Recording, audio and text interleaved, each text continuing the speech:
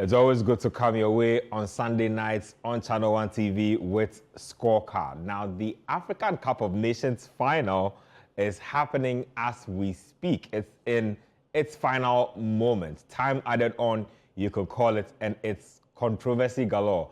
The referee has awarded host nation Morocco a penalty in time added on, and the Senegalese are having none of it. I've lost count of how many yellow cards have been flashed so far, but I'm not sure at this point what will happen. Will they allow him to take the penalty, or will there be a further standoff? So that's just a little update by way of the AFCON. When you talk about the English Premier League, Michael Carrick started life off in Manchester in grand style. Dominant performance against City rivals Manchester City. And then there was Arsenal, a chance to open up the gap between themselves and their title rivals. They slipped once again. Liverpool have drawn their fourth Premier League game in a row. So there's a lot to talk about today on Scorecard. Let's do a quick turnaround. When we come back, I'll introduce my guests and then we'll get talking. Get right into it, Dennis, and let's talk about the controversial end to the AFCON final. Now, what looked like a game heading to extra time has taken a major plot twist. Now, referee Indala has taken, Jean-Jacques Indala has taken the penalty in favor of Morocco, and the Senegalese are having none of it. They believe it is soft and probably an attempt by the referee to sway the game in favor of the host nation. As it stands, they've walked off the pitch and they are on the sidelines of the pitch. Crazy scenes. Chaotic. Trust me. This final seems to have everything. It was actually a great final. You know, watching from the first half, you know, chances being created. The first half was fairly balanced. Then moved into the second half where Morocco took control. In the first 15-20 minutes, they had really good chances to kill it. El Khabi was profligate in front of goal. Earlier on, Aged had a free header. So it's a game that had everything till the final minutes. That's when the dodgy decisions came in. And let me just do fast track to what Senegal did.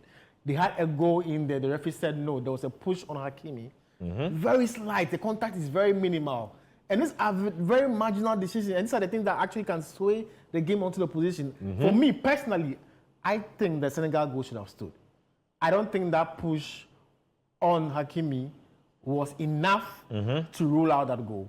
And then we move fast forward to the Moroccan penalty.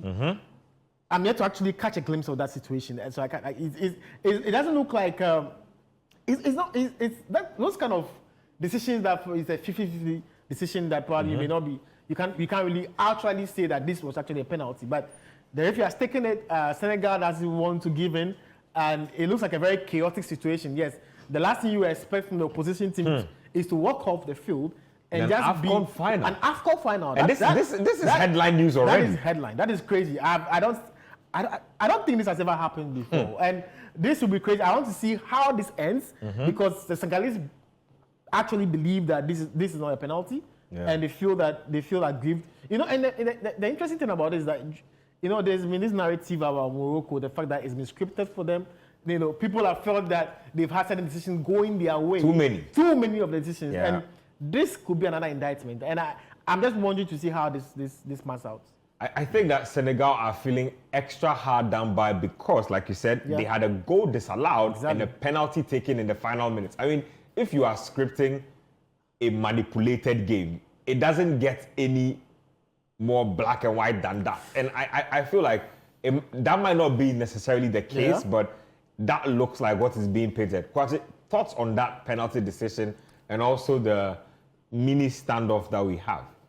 The penalty, it looks a bit soft, and that's the problem for me. I think going into that game, that stage of the game, this is virtually the last kick of the tournament. If you are going to award a penalty, it has to be a definite penalty. And if there's even a little room for interpretation or subjectivity, I don't think you give it in that moment.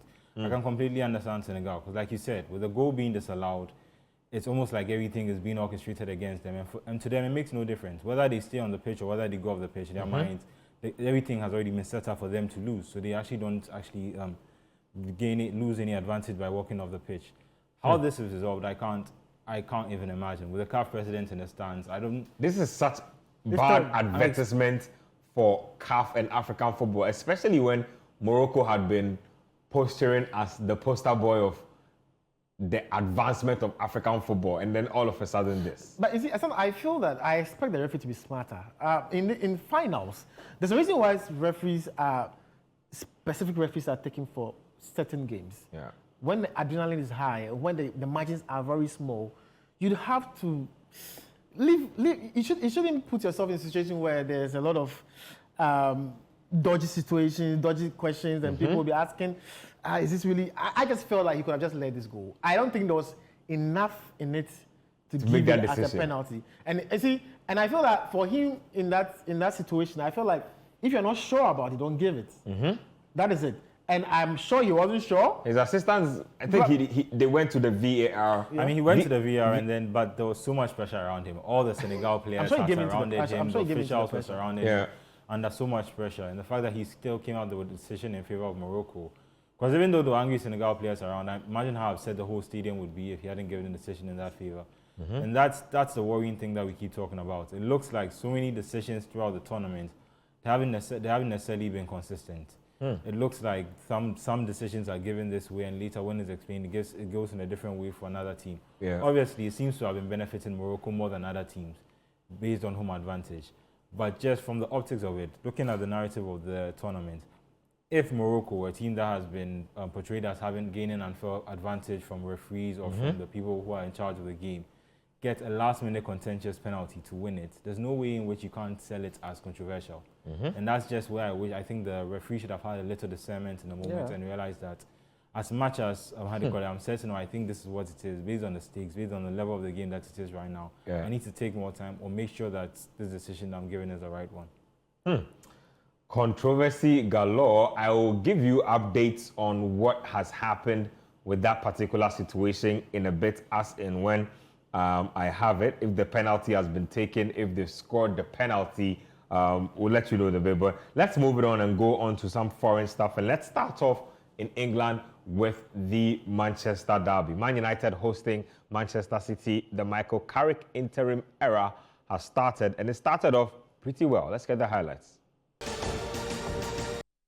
Extraordinary episode of Scorecard here. I need to put that Manchester United game in the freezer for a second. That AFCON penalty has happened. Brahim Diaz has missed the penalty in the AFCON final. Final seconds, Senegal finally gave in and decided that they would let the law take its course. And then Brahim Diaz attempted a Panenka, which was saved. The game is heading to extra time. Guys, what's going on here?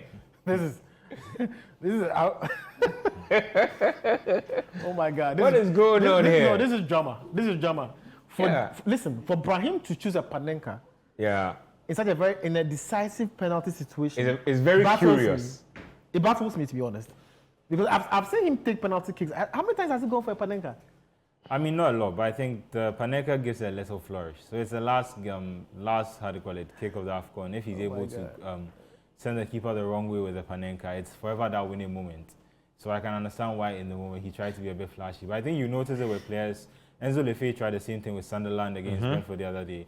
And Kelleher also just stood straight and then caught the ball. It's one of those things that looks really bad when it goes wrong. You see, the only time I saw a player try that in the final was when Zidane did it against, I think probably in the semi-final stage, in the World Cup situation that I saw him do that. But you see, the thing about Panenka is that when you score, it looks really classy, it looks cute. But when you miss it, you look really ridiculous. That is my issue with the Panenka. But that was his choice. But for now, I think that for other neutrals, I think it's just fair that they didn't score through this penalty. The game should go to extra time and let's see what happens. Game should head to extra time and let's see what happens. I'm sure extra time will kick off pretty soon. So we'll bring you updates of that AFCON final as and when we have it. But let's talk about that Manchester derby. Let me start off with you, Kwache. So Carrick starts off as interim boss in very positive fashion. Clean sheet, 2 goals, tons of chances, multiple goals or goals disallowed, hit the bar. This could really have been a bloodbath for Manchester City. Good game. How do we assess it? Do they get carried away, or you think that this is just one of those games? I think it's too early to get carried away. If I remember properly, I remember Ole Gunnar Solskjaer's first game. I think it was against Cardiff City. United ended up winning 5-1, and everyone was pleased with the attacking football they had been playing because they were so used to the football that they had been playing under Jose Mourinho. For Carrick to come in his first game to beat his City rivals, I think that's an incredible first step. But it's only the first step of a very, very long journey if he's going to take Man United back to the place that they think they need to be. Even for a team like Arsenal, as you can see, it's taking them about 5-6 years to just be competitive. I think we can roll the highlights of that game so we can get the goals at least. The Mbeumo goal, the Dogu goal, while you make your point. Yeah, so in the first half, I was really impressed with their performance more because we were able to contain Man City. A Man City team that's been full of attacking talent and has been able to almost score well against United when they meet. But they were able to restrict United to very few chances. Haaland had one of his games where he didn't seem to be able to get a lot of touches on the ball. You'd expect him to be deadly. But for me, the crucial thing for United was because Carrick was able to switch the formation from a 3-back into a 4-3 formation, he was able to play certain players in different positions, and that had an effect. So in the midfield, he was able to pair Casemiro and Mainu as opposed to having to play just two midfielders. Yeah. And that allowed him to move Bruno Fernandes up forward back to the 10th position. And you can clearly see the impact, even when you look at the first goal. Because Fernandes was able to get the ball back. Devastating counter-attack. And a wonderful that position. Was such a good quickly goal. Up the pitch with Mbeumo and Ahmad running beside him. He found Mbeumo, and that was the first goal for City. I mean, so for United. And that's just how they've been so successful recently. Although they are trying to build a team where maybe they can control the ball more, Man United, especially against the big teams, have been more effective in playing in a counter system. In playing a counter-attacking system where they don't necessarily need the ball, but once they get the ball, they attack quickly and they move into the spaces. It's a positive result. I think City will be disappointed with what they did.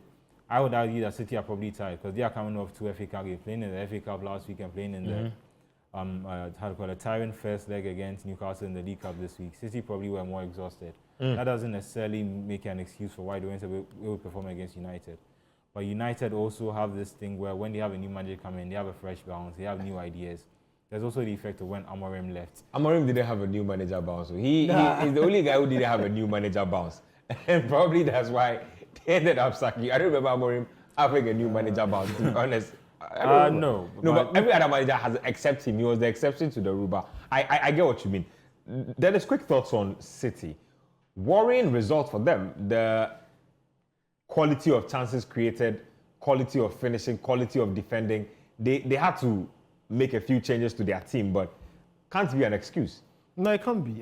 There was no energy in there. They were actually very poor. You watch the Dogu second goal, realize how they were sleeping in defense because you see the reaction time was really poor. As when Dogu came back there to get contact was surprising for me. So they caused a lot of the issues themselves. They were just not in the game. Haaland was isolated, and we've seen it happen several times. That times where Haaland is isolated and with no supply, he actually suffers in front of goal. But I think that as much as City themselves were very Let me poor, give you an update that you'd want to know about. Senegal have taken the lead in extra time. Wow. This is like a pendulum ball swinging from one side to the other. Crazy. It's crazy. And that is crazy. In extra time? Yep. Whoa. Senegal 1, Morocco 0. I mean, that takes even more significance back to Brahim Diaz's moment. Because in hindsight now, that would have been the AFCON winning moment. And now he probably goes to and doesn't win the tournament with that weight on him. That's crazy. That's wow. But it's an interesting swing. Very interesting. I mean, there's still quite a lot of football to be played. I mean, fair, but I think Morocco themselves, if missing a penalty didn't destabilize them, conceding extra time would be incredible for them to recover from that shock and be able to come back into the game. I think we have that penalty right here. So let's see if we can take that penalty. Let's get pictures of that penalty missed from Brahim Diaz. So there you have it in your shot there. Brahim Diaz looks really concentrated. Come on, man. This is terrible. This is terrible. But why would you? I mean, and it's even a bad Panenka. It's not even one of the good ones where once you miss it. Because ideally, you need to watch the keeper move. Yeah. And there should be you have to actually check the keeper's movement before you That was that's a poor penalty. And one thing I've noticed is Terrible. keepers in in high stakes moments have also started staying in the middle of the goal. Mm-hmm. Because they've realized that rather than picking a side, obviously players do that, but they get worried that if I That's pick a a side terrible and the penalty. keeper Yeah. saves it, then I've probably made a mistake. Mm-hmm. So if they go straight down the middle with power and the keeper goes either way, they probably scored. Mm-hmm. Even if he had gone with power, I don't think he would have scored. But the Panenka effort itself, at that moment, that's something, if they don't win the tournament, he probably has to live with for the rest of his life. And There's that's people crazy. who are also I'm getting messages from viewers who basically also feel like Morocco did it to avoid marring the tournament allegations. I don't know if it's if there's anything like a convenience penalty. I don't know if that's a thing. But probably you could say that maybe psychologically he was affected with the whole situation, with the Senegalese protesting that they wanted to walk off the pitch, and him trying to. Maybe you could say that maybe he was affected mentally, but to say that he deliberately, You're not buying that. I'm not buying that. I don't see how possible that is in a major final like this. I don't get this. I mean, I've seen players celebrating goals that just come off their backside and going in. Like, a goal is a goal. A goal that would have been this important, I don't think you'd purposely missed that. Obviously, the pressure element of it is what's surprising to me. Because I feel like this is one of those moments where, regardless of all the scenarios around him, it's always going to be high pressure. Yeah. If you take into factor the constants that are happening or the things that are happening around you at the moment, it probably makes it harder. But this is still, at the end of the day, it's a penalty shootout. If he had gone with power, he probably scores. Him going with the Panenka doesn't necessarily justify the fact that he was under pressure. If that makes sense. If he had taken a poor penalty while going for placement, that's a different issue. Yeah. But to then go for the Panenka, to try and go for skill and finesse, and then miss that, you can't then flip it and say that he was under pressure. Because that would mean that he affected his decision making, not necessarily his technique in playing the ball. Very interesting stuff going on. The AFCON final between Morocco and Senegal keeps serving us drama. Let's move on with more Premier League highlights. This time, let's go to the City ground where Nottingham Forest were up against Arsenal Football Club. Now, after Manchester City had slipped up against City rivals United, Arsenal were expected to take this opportunity and open up the gap at the top. They couldn't. Let's get the highlights. So Arsenal Football Club failing to get anything meaningful happening in that game. Dennis, let me take your thoughts on that. Struggling in front of goal, at the City ground, everybody thought that this would be probably a tricky game, but Arsenal would sail through. In the end, they couldn't crack it.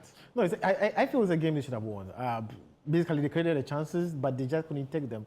And you saw signs of that. You saw Gyökeres getting into very good positions where he was a bit lackadaisical in front of goal for my liking. Martinelli had a chance to score. He did the same thing. I just feel that they were just not ruthless yesterday. And watching them play, they had very good chance. And I was feeling that for the fact that City dropped points, Liverpool they couldn't put away Burnley. I was expecting Arsenal to go past Nottingham Forest, at least get an assured result and be comfortable, at least probably with a 9-point lead, by which they just blew away. But for me, eventually, I still think they were the biggest winners during the weekend. The all other teams, Liverpool dropped points, City did the same thing. As much as they couldn't get the 3 points, they still gained the points in that table. But I feel they had everything possible to be able to get the 3 points, which they didn't. But on the other side, I'm surprised about a player like Eze's playing time. I think he's not played for the past 3 games. He came in. He's played a lot, actually. Exactly. Probably 5-6. But in some of those games, he's had like peripheral minutes. But he's not started about 3 or 4 games. I think after the Tottenham game where he scored a hat-trick, he has not really had I think the game against Aston Villa, the one that he lost 2-1 at Villa Road, he started the first half, and that was the half where he came on, and then Odegaard came on. Or he played with Odegaard, but then he was taken off at halftime just because he was struggling to fit both of them tactically into the same team. So, But I thought he could have come into this game earlier because I didn't see the best of Odegaard yesterday, and even beyond Odegaard, a lot of the front line was just not working for them. So I thought that to have a player like Eze on the bench, knowing what he can do, he could have come in a bit earlier, but they just couldn't find a way. And that's the thing about Arsenal sometimes, that they seem to be very one-dimensional, and the moment it's not working, well, if it's not coming from Saka, it's not coming from Martinelli, then they seem to struggle. And I feel like they have enough depth to be able to go past to win these kind of games. And this is a game that I think they'll be disappointed that they didn't get the 3 points. Are you worried about Gyökeres and his adaptation to the Premier League? He had a few glimpses in the beginning. We had situations where his lack of goal scoring was blamed on the team not playing to his style, but he's had his opportunities, he's had his moments, still not cracking. It looks a little bereft of confidence, even if you'd notice. Yeah, I mean, he looks like he's struggling a bit. When he came into the team, I like to contrast it with the way Man City play with Haaland. It feels like Man City, the end goal of all their play that they go up front is to try and get the ball to Haaland. And when the times where they are not able to get the ball to Haaland, that's when you can say in games that they are struggling. Arsenal feel like they can play their whole game system even though they just bypass Gyökeres, if that makes sense. So he's another element within the team, but he doesn't necessarily need to be the focal point that they need to function. They can go and score all the other goals. And he seems to be now scoring I'd say, scrappy or lucky goals. Like if you see the goal he scored last week, it went underneath the keeper and he was there to tap it in. If you see the goals he scored against Atletico Madrid in the Champions League, like it was a well-worked corner routine that Gabriel played across line and he was just there to tap it in. I feel like if they really want to, get the best out of him, they need to adjust their style. But that would also bring back the question whether that is the best way to go in terms of how Arsenal want to play. But I don't think the way Arteta sets up his team is necessarily to have to find the ball through to the end product. I think they work this so well that they have different types of wingers. And I think you notice in their forward line, most of their forwards are players who can play across the front line. Maybe Saka is usually on the right because he prefers to use his left. Yeah. But Trossard can play different sides. Madueke can, even when Havertz was there, Havertz can play in both midfield and up forward. You see what Merino too can do with playing in midfield and as a striker. So I think that they just need to either decide if they want to, if he's going to be our striker and this is how we want to play, we need to find the way to work the ball to him more, so that even though he's missing chances, he's still involved in the game. I get what you mean. Victor Gyökeres and his conundrum at Arsenal. We'll take our first break here on the show. Welcome back to Scorecard here on Channel 1 TV. Let's get on with more highlights from the Premier League. Liverpool were at home, this time to Burnley Football Club. Now, they have drawn a series of games and we're hoping to shake off that rush to get a win. Remember, Mohamed Salah had been away at the AFCON, but following Egypt's elimination, he'll probably be joining the team very soon. Still, Liverpool could not get a win against lowly Burnley. Let's get the highlights. Liverpool struggling. Let me get Kwachi's thoughts on that draw. Very drab draw. Liverpool took the lead, and I was telling you and Coach on the Republic of Football that they will end up hanging on for dear life, trying to probably just get over the line or probably concede an equalizer. And that's exactly what they did. Yeah, so now I look at the chances, I look at the penalty that was missed, I looked at some of Ekitike's chance, and I don't really think that even if they had scored those goals, I don't really trust them to have been able to see out the game. It probably would have given them another false sense of comfort and then maybe let the other team come back into the game. This Liverpool became the first Premier League champions to fail to win against any of the three promoted teams at home.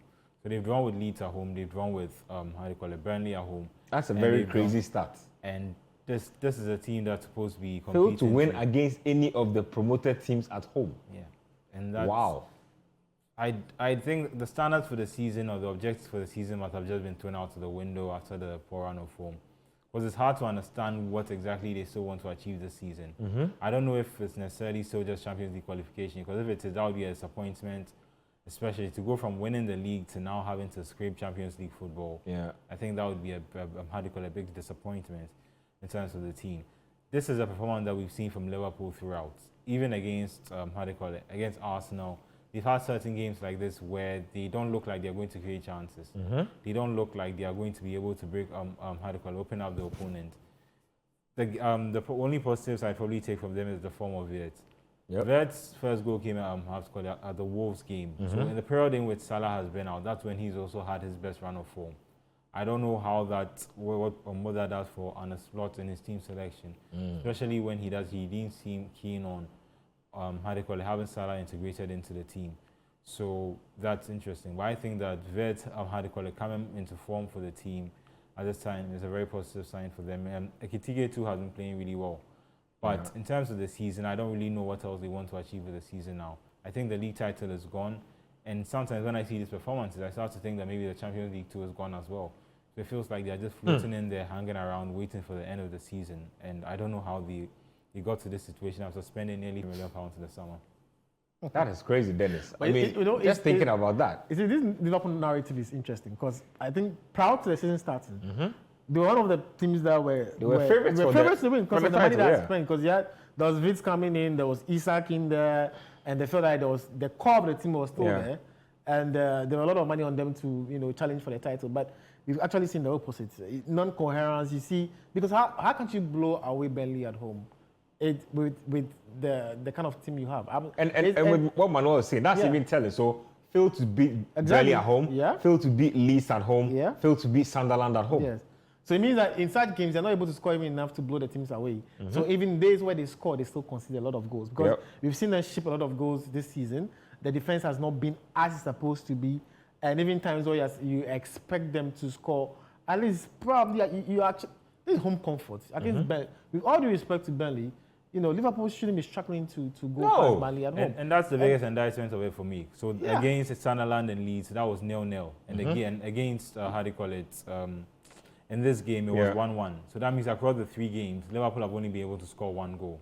1 goal against 3 promoted teams. Especially when you spend over 200 million just on strikers. That is ridiculous. You have 110 million center midfielder and center attacking midfielder in Florian Wirtz, and you can't even break down the teams that sometimes I feel that Slot is actually not maximizing this thing. Because if you spend this amount of money and you have these players, that is the one sole reason they should be sacking him. Exactly, because for me, he has to take full responsibility. Because if you because this is actually his team, he inherited a very good team from Klopp. And that team has been made better. Had made better. So what else is the problem? And for them to be shipping in goals and for them to be way behind Arsenal is what surprises me. When they were touted as one of the favorites for the league. I think that Slot has a lot of questions to answer.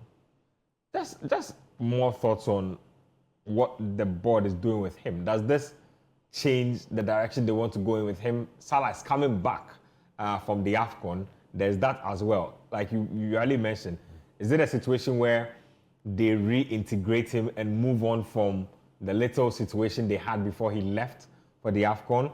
Or you think that situation is also probably unsalvageable? I mean, it depends on how hard Slot himself is willing to work on it. What Slot will understand as reintegration is you come back into the team, and then if I feel like you need to sit on the bench for 2-3 games, now you don't talk. You just have to go with it because we've already seen what happens if we don't keep these ends in the turnout. And I don't think Salah is necessarily going to come back, and then if he comes and then he's experiencing the same situation, especially after he's already voiced out his his displeasure at what has happened. I don't think he'll be comfortable with just coming back and sitting on the bench. Now you're in the position where Slot doesn't want to seem like he's being strong-armed, and he wants to still seem like he's being strong and not being the one who is being maneuvered in this situation. So he will also make the statement of sometimes putting Salah on the bench to show that yes, I'm still in charge, even though we have this little row. I have to also put my foot down sometimes. And in terms of dynamic, it gets even worse when the team is not winning. Because now once they start losing, people say Salah is losing. You're not losing because Salah is not in the team and he's not playing well. And if they start winning, then it's like, oh, they're doing so much better without Salah. But I feel even as of now, his stance is not vindicated because with Salah being away, the fact that he was 4 draws on the bounce. Scoring goals. So at the end of the day, 4 draws on the bounce. Then the question is that why it's not like you are going past him scoring goals and you feel that Salah is not needed. But this is a case where he's away and you're actually seeing that there's a deficiency in your strike force. So then the question is that why then are you trying to push a top player like this away? Because what this does is that it might even affect Salah psychologically. That he might not be on the field and actually be able to give exactly his best because he's playing for a coach who probably feels doesn't trust him enough. Again, it's a World Cup year. So if he cannot probably secure a move away in January, he's looking at a situation where Egypt are going to the World Cup. He's expected to perform. I know he wants to build on the AFCON performance. He wants to go and do well at the World Cup, and Liverpool will be probably jeopardizing that by leaving him on the bench a majority of the time. Yeah, and I mean, in hindsight, it's easy to say, but I think I could see it was weighing a bit on him during the AFCON. If that makes sense. The way he was approaching games or the way he he looked on the pitch sometimes. I feel like you could tell that there was an extra weight on him where obviously he feels like he has to win the AFCON for himself. I also think he felt like he had more to prove that he's still at that level, that he's still that quality of player. Yeah. And to go away to the AFCON, take Egypt to the semi-finals, Scored to four score goals. Yeah. But So, I mean, he's justifying why he is at least still good enough to be in this team. But the team isn't justifying why he should be out. And I think that's just Saleh's main problem. It's not even about I shouldn't be on the bench. It's almost like this team is not playing well, and you putting me on the bench, I'm being used as the scapegoat. And I think by his performances at the AFCON and Liverpool's performances without him, I think he's proven that he's not the problem within the team. Mohamed Salah, certainly not the problem within Liverpool's team. Let's get to Chelsea's side of things, West London. They were up against Brentford in a London derby of some sorts. Brentford have been a thorn in Chelsea's side in the past couple of games or so. Chelsea have a new regime under Leon Rosenior. They started off this game probably very in end-to-end fashion, if I would say, but in the end, they were strong enough to see out with a solid 2-0 win and also the 3 points. Let's get the highlights. So Chelsea winning by 2-0 in that game. Dennis, let me take your thoughts. So not a dominant or watertight performance, but in the end, they'll probably have Brentford's wasteful finishing to thank for that result. I think it's a very deceptive scoreline. You know, if you don't watch the game, you feel probably that Chelsea swept them away, but that wasn't the case. Brentford had their chances, they had their moments, but just that they probably didn't take them. But I think that for Chelsea, it's a good result for them.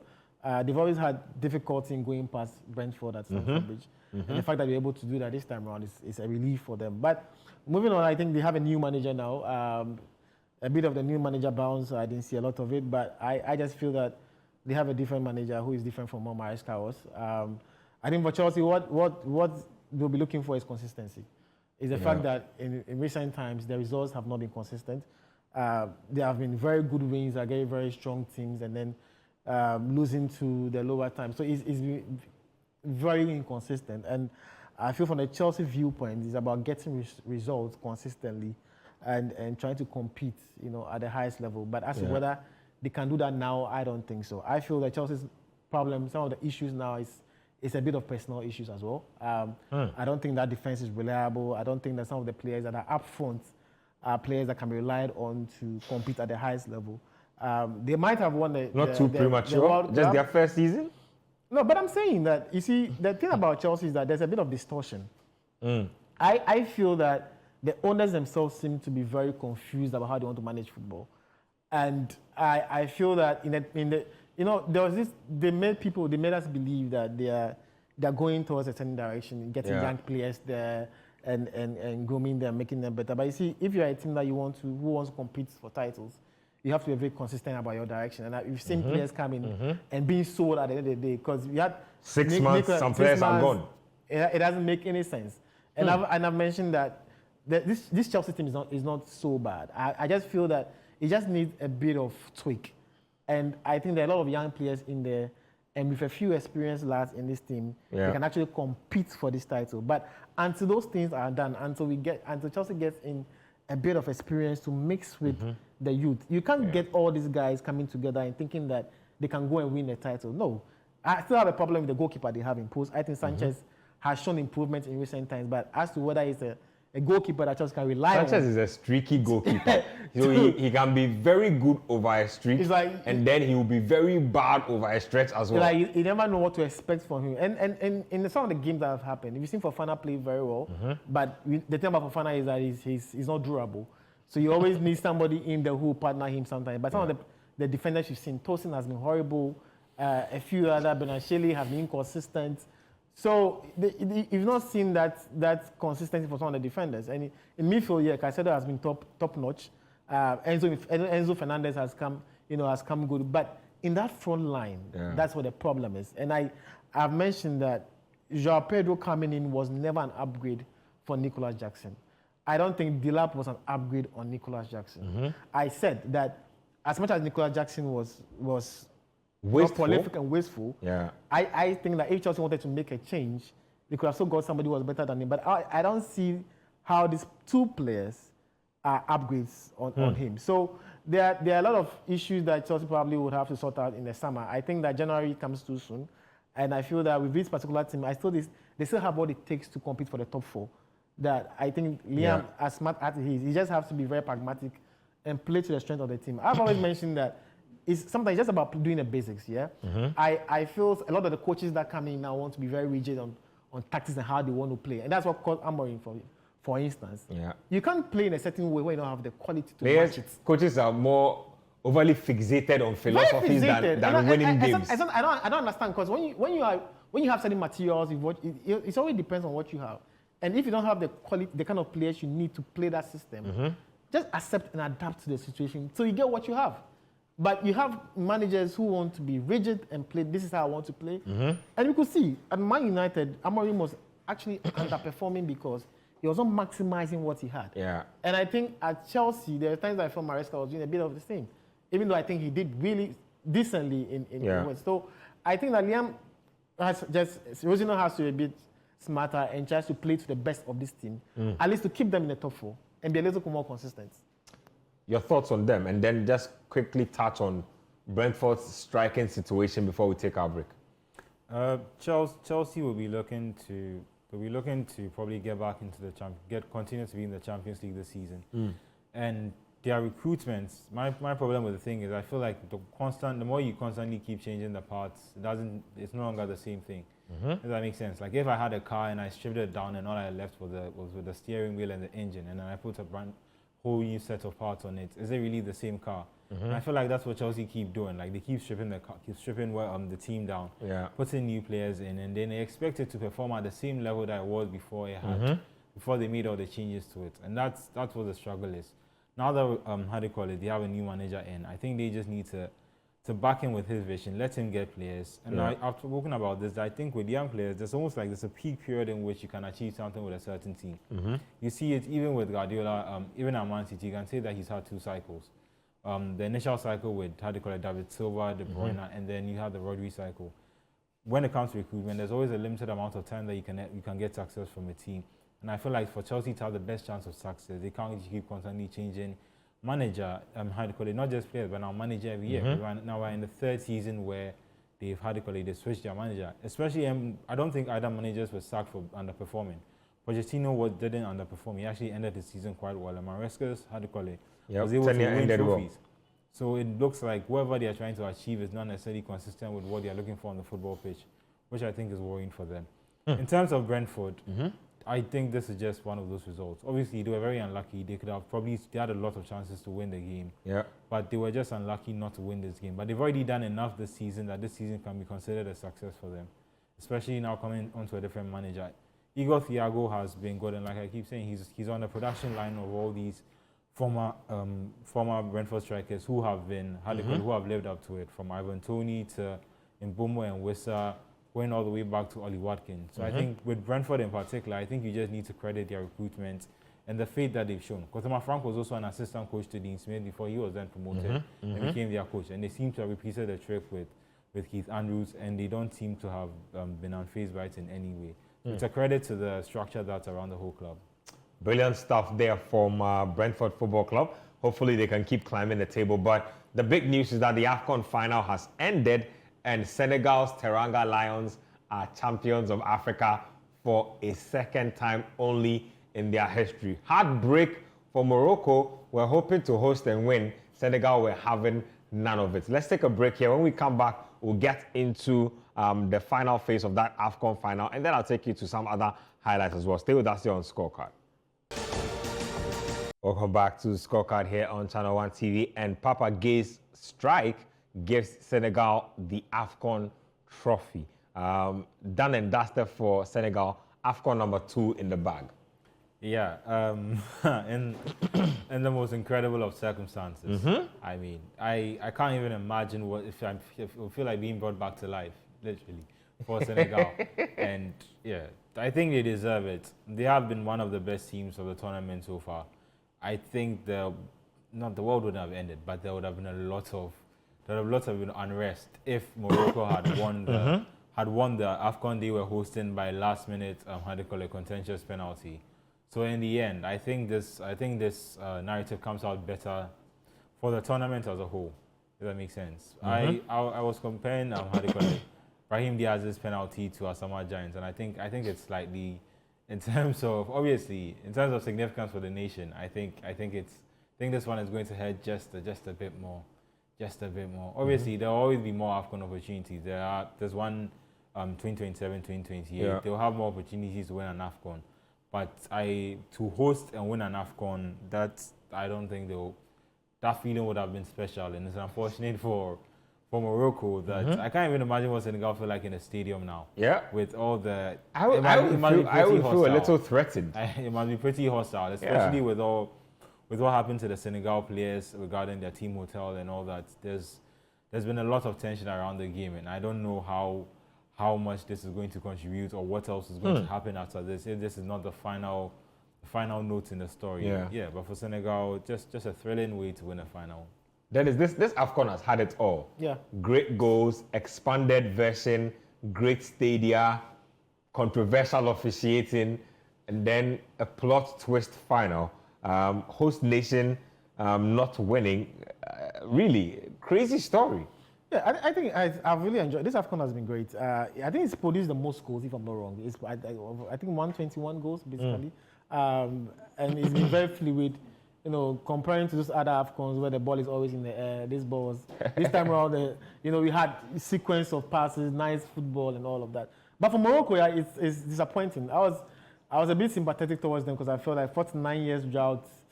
I thought that probably this could have been the end for them, but it's going to linger on.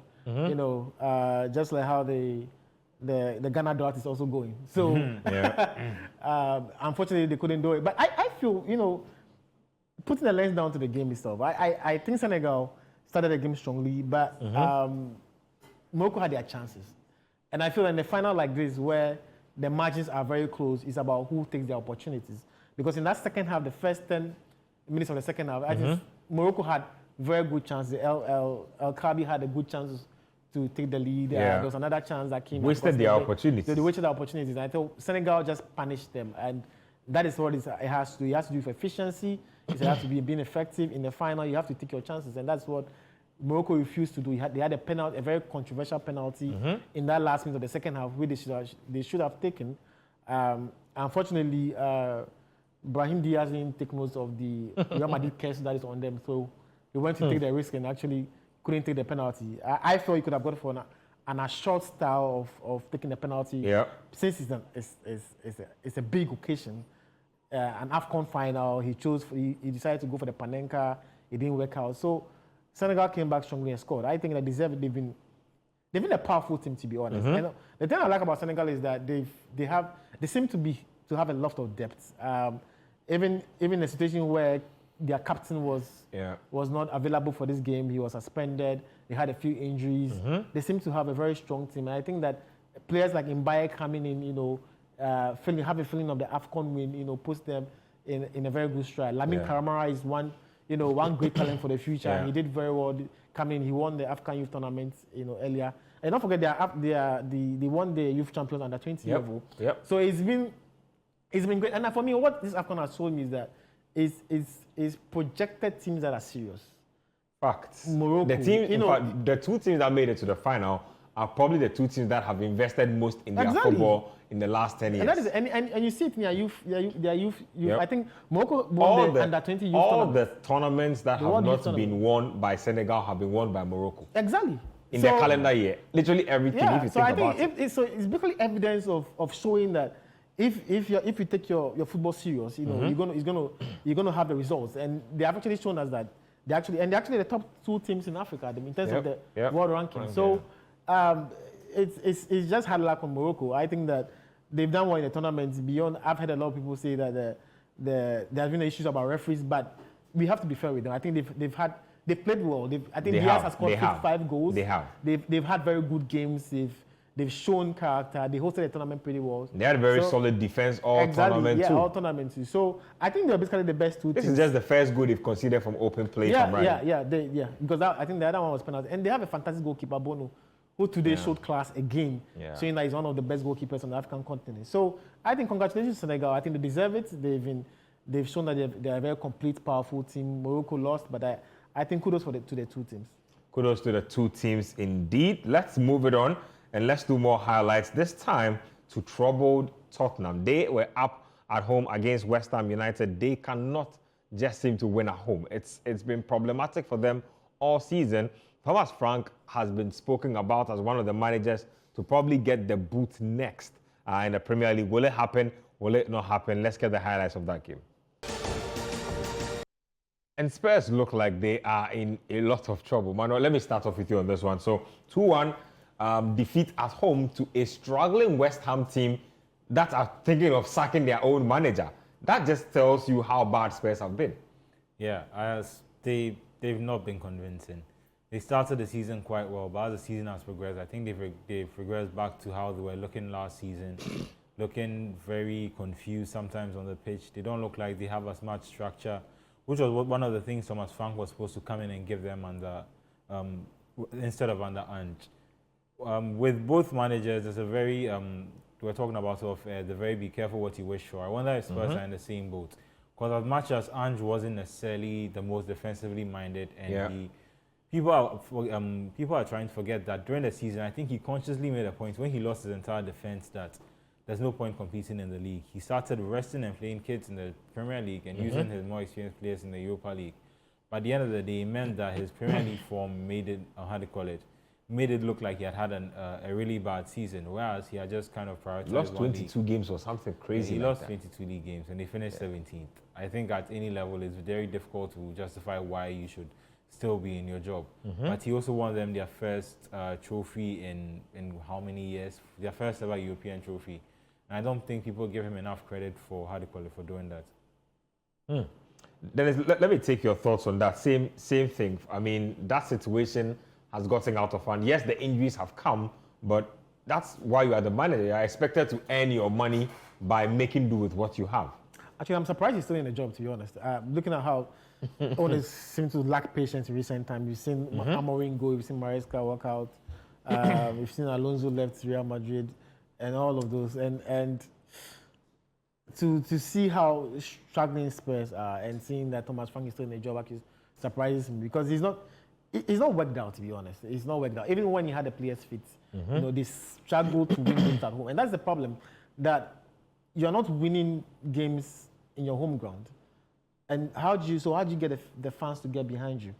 So it's a major problem for him, and it's even worse now because he's lost some other players. I think Maddison was gone, was injured, and then you had Kulusevski out, and now we have Kudus out. We have those are big players too. Richarlison also gone. Kulumani injured. So he has a lot of big players injured.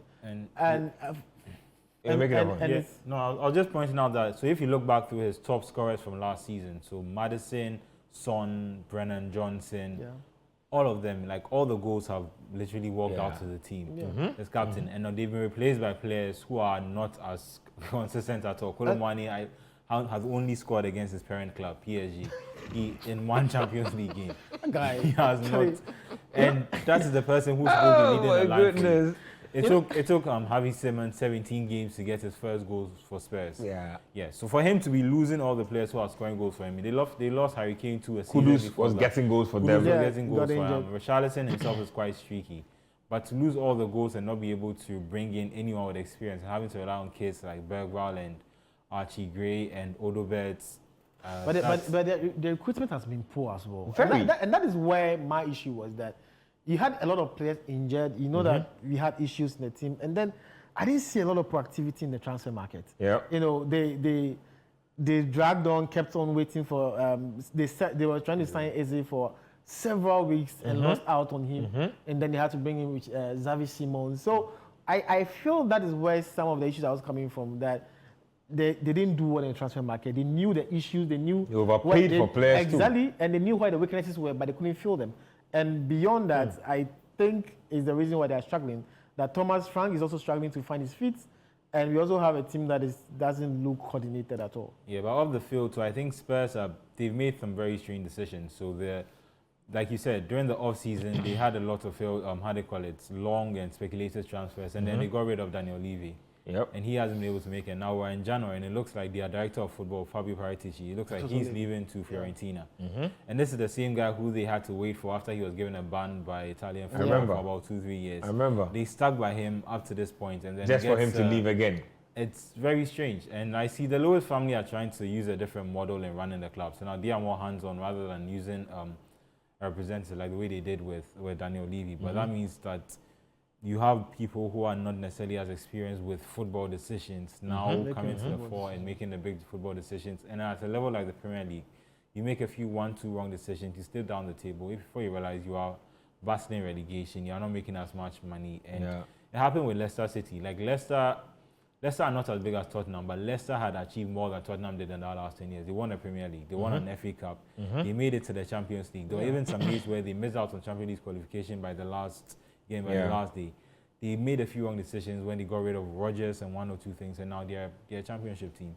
And they can flip that quickly. Obviously, if you have the more money you have, it's less likely to happen. But if you're not investing that money, well, you know what's can easily crazy? fall into a trap like that. If you can finish 17th in the league, you can definitely get relegated. Of course, it just takes a few more bad decisions, and before you know, you are down the rabbit hole. If Newcastle could get relegated, Spurs can definitely get relegated. You can ask West Ham United in recent times. It's very possible. Look, it's one of those things where you don't see coming, before you know it's happening, and it's like a long downslide that you can't stop. So for Spurs, I hope they can get their act together.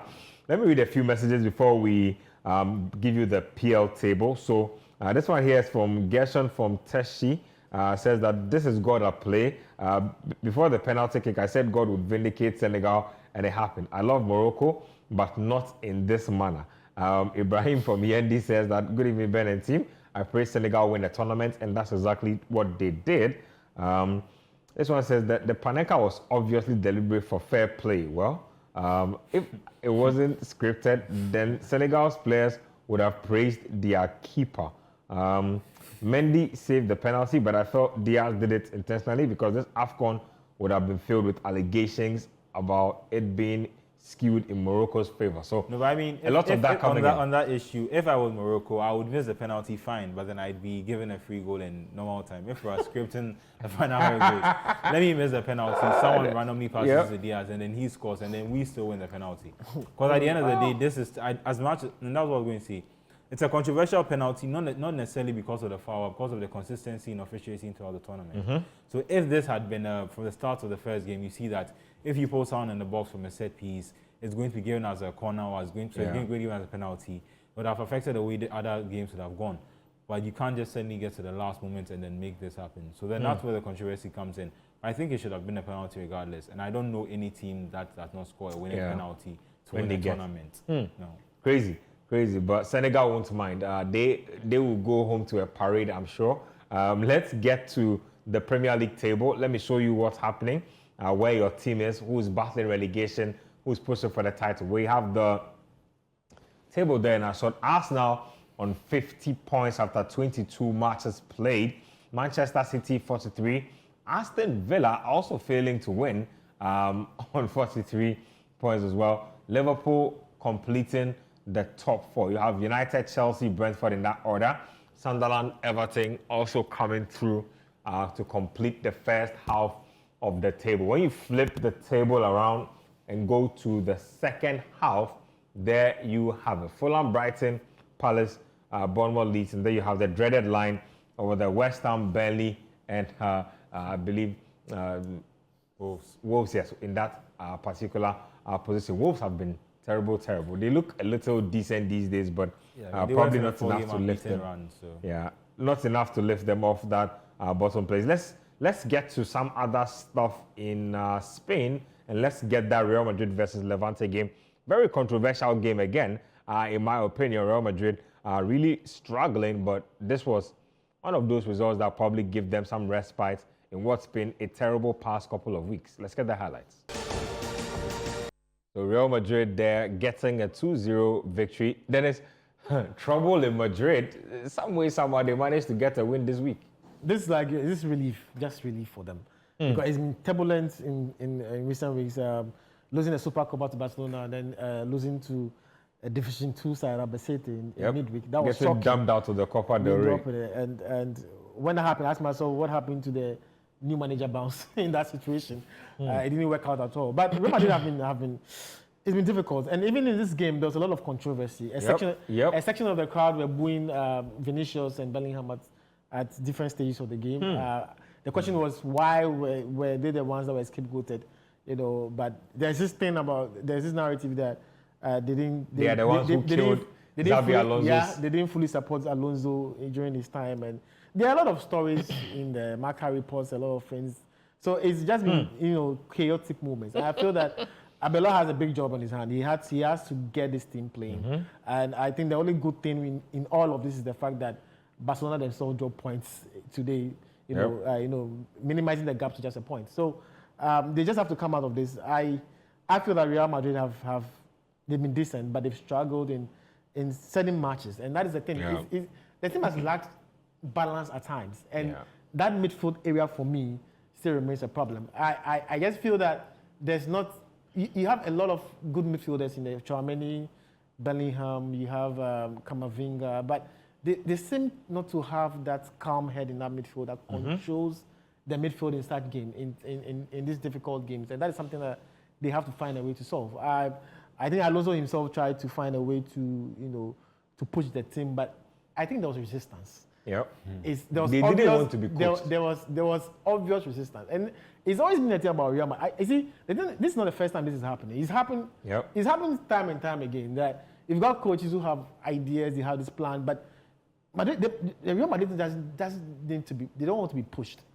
And it's as if they have to always be managed. And that's how Ancelotti found his way, to win titles with them. But it's not the same Real Madrid team now. And I feel that Abelard has a big job on his hand to get this team to play for him.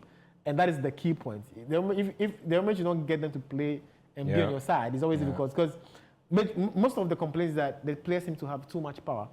And I've said that in Real Madrid, it's always been like that. So it's always about find a way to get them. You have to find a manager that can find a way to get the best out of them. And that is what Alonso couldn't do, and that's how he backfired. And it's the reason why I was quite skeptical when Alonso was coming to Real Madrid. Not because he wasn't a good coach, but Real Madrid always strives with certain types of managers. And you would have to be a proper manager to be able to maximize the best out of these Real Madrid teams. And I think that I don't think Abelard is a long-term solution, probably. No. He's just interim, but I feel like he has to find a way to get this team played. Because there's a lot of football still to be played. Of course, a lot of football needs to be played. Watch it? Yeah. To be Real Madrid manager, you need to have the players respect you, basically.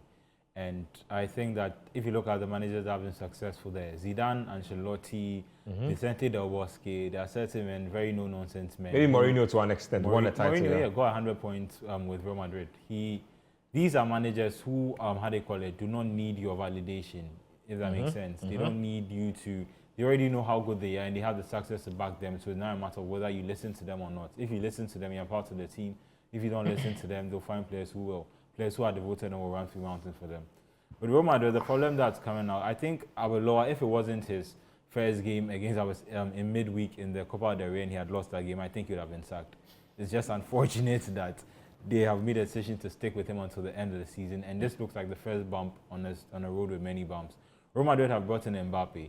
He went from a team that was winning, that had not won the Champions League. The season he left there, they win the Champions League. He joins a team that had just won the Champions League, and once he is there, they can't seem to. They seem to be falling apart.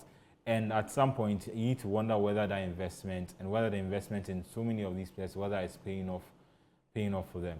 Because Mbappe was supposed to be the final key to this, to solve everything, and then they can maybe finally win a treble or go and, have more success. But it seems like they've actually gone 2 steps backwards. And with the quality of players they have, I don't know if Abelard is a guy who can get the best out of them. But this is Real Madrid, and I think at some point, they need to realize that we need somebody who can actually manage, the egos of these players. Because to play for Real Madrid, the amount of self-belief you need to have is insane. And you need someone who can almost make sure that, it's still there, not necessarily dampen it, but at the same time, too, he can keep you in check. And I think the only way you can do that is a manager who's already been successful, who it will be easier to listen to. Real Madrid, well, Good relief from what's been turbulent times. Let's get 2 more highlights and then we'll wrap up the show. Udinese versus Inter Milan and then Cagliari versus Juventus. Let's get those 2 highlights together. We'll touch on them and then we'll wrap it up. Juventus continue to struggle. Inter Milan still doing their thing in the league. Just brief final thoughts and then we go out. Yeah, good to see Inter still being competitive after the change of manager. I thought Inzaghi was one of the reasons why they were able to get to that level, play 2 Champions Leagues in 3 years. But it looks like they're still challenging for titles. And missed out by, I think, a point or 2 last season. So they have every chance of winning this year. Dennis? Yeah, great win. It's not a surprising win. It's Juventus that keeps on surprising us. Still no fun. They're still struggling, to get their house in order. So I don't think they're going to win anything this season. Probably they'll come back and reinvest into their team and become the Juventus them to supposed to be. They've now recovered from Ronaldo. It's been very far off what we know them to be as Juventus. But congratulations again to Senegal for winning the AFCON. Controversy galore in that AFCON final, but it's what makes football what it is. Same time next week, Scorecard will be back on your screens.